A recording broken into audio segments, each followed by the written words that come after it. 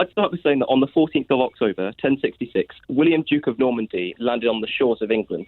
Now, sorry, my alarm's going off. Do you mind if I stop that quickly? All right. Sorry about that. Yeah, go ahead. So he landed on the shores of England, and he in the heat of the battle, he fell off his horse, and he got back on it, and he said, look at me, I live, and with God's help, I will conquer. And he defeated Harold Godwinson. So what we're seeing is the monarch is helped by God in this case, and chosen by God. And I feel like not swearing an oath of allegiance is playing with fire. Really, you're a religious man. You have a spiritual belief? Well, I'm British, so I sort of believe in Britain, believe in the monarchy. I mean, here's another example. Do you think that God himself has put King Charles on the throne? Well, there's strong evidence for it, I'd say. I mean, look, here's the Battle of Gisors. There was King Richard I was fighting against the French, and he said, God on my right after the battle. There's another example. I think you can sort of see traces of it throughout history. Yeah. So Britain is God's own country? Well, I mean... England specifically. I'm saying that the king's arguably, or queen is arguably chosen by God. I think, on another matter, I'd say they're probably... I mean, look, we've waited 69 years for this to happen. If they cancel it now, I'd be miffed. I've booked my train tickets. Oh, are you coming along, are you? Yeah, I'm going along. I'm staying in Slough, and I'm waking up at 3 a.m. to catch the train to see it. And, they say it's going to cost $250 million. I say spend more on it. They're clearly not spending enough. Because when my nan got to see the coronation, she got to stand on the roundabout opposite Buckingham Palace and watch watch the parade go past. But nowadays you can't. Today they're not letting you stand on the roundabout. If there's not enough money, broadcast it in black and white like last time, and let people stand on the roundabout and spend their money better that way. How can you be so naive to think that this man is going to ponce around in a carriage or whatever he's going to be in when only 20 minutes from the palace is people starving on Wharf Road? He came there last year, he left him within about 15 minutes because he couldn't stand it, and he ran off. And do you know what I mean? To tell you how many food banks are in Southwark alone? I mean, do you think it warrants £57 million or probably more for us to pay that when we're starving and there's kids with no clothes? I'm telling you, it's an insult. I mean, it's a hobby for you, and I understand that when you're probably sitting at home with a gin and Dubonnet, that's fine. But people are starving 20 minutes from where he's meant to be. There were families that went to war for this area. They was in the undergrounds in Kennington. They built back this area. It's all families, South East London families worked hard to build back this area, and he's left them to starve and wants to walk 20 minutes down the road with a big crown. Oh, and it weighs how much? Oh, what a pity. How sad is that?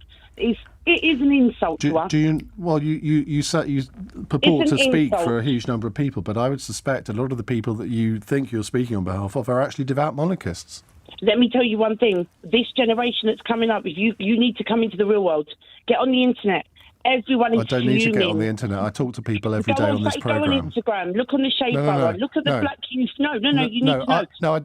I'll talk to real people on my show. Thank you, Cheryl. Let's talk about real people. I think the real people are on the show. No. Let me say one thing. I haven't finished yet. Okay. The real people, right? Let me say one thing. Go on the real internet. Go on the Shade Borough for the Black youths growing up in Southwark. Go and see what their opinion is. No one cares about them. We're the real people, you know. Do you accept that you pay some money or some money from the public purse gets paid? Right. And absolutely. Can you see how some people think, hang on a minute, palaces and titles and the best of the best for people born into that family to an extent funded for by the taxpayer, but not for others. And there's no way, unless you marry into it, that your family, your children, your grandchildren could ever achieve that. I am perfectly aware of that. I am a disabled person.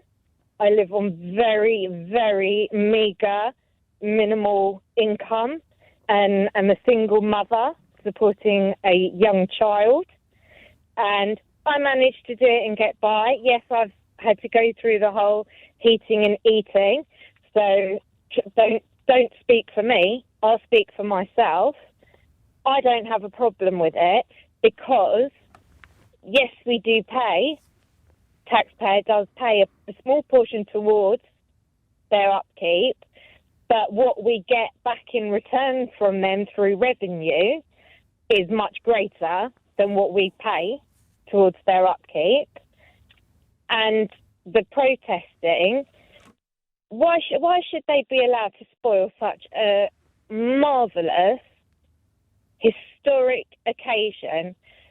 Why can't you be respectful? And I want to watch it on television, and I don't want to be hearing. I want to be hearing cheering and celebration and happiness for this man who actually has done a lot for charity. It is extremely odd. The priorities are very wrong. I don't feel safe on my streets. I live, as I said, a minute away from where the incident happened. It's the fourth major incident outside my house this year, and we've not had any kind of communication from the police, any kind of updates as to how they're trying to keep us safe. The area which it happened months before, I suggested the area be well lit and there be lighting, because we have people who go there and do certain things, which under the cover of darkness. I completely sympathise with what you're saying, and I can actually detect some fear in your voice as well. This has really freaked you out. But just in the context of the coronation, what you're describing is true on the other 364 days of the year as well.